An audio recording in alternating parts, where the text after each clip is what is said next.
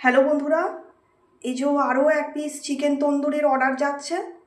হ্যাঁ, আমি এই যে প্লেটের মধ্যে সার্ভ করে দিচ্ছি। আর এখানে আমি সস দেব, স্যালাড দেব। এটা আর আমি ভাঙছি না, এটা আর একজন চাইছেন। এই যে একটু স্যালাড দিয়ে দিচ্ছি, তারপরে সসও দেব।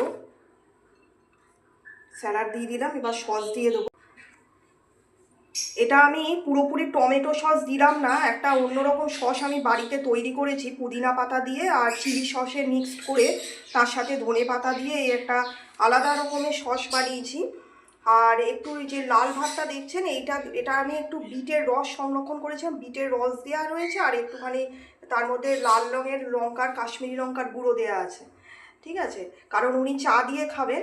আর যখন কেউ চা দিয়ে কোনো খাবার খেতে চান, যেহেতু টমেটো সসের সাথে চা দিয়ে খাবার খেলে অ্যাসিড হয়ে যায়, সেই কারণে যখন চা খান কেউ এর সাথে, তখন কিন্তু আমি এই সসটা দিই। এটা আমার বাড়িতে তৈরি করা সস। হ্যাঁ, এই সসটা দিই, এই সসের সাথে দেব। ঠিক আছে, তো যদি ভালো লাগে বন্ধুরা, তাহলে প্লিজ একটু পাশে থাকবেন। হ্যাঁ।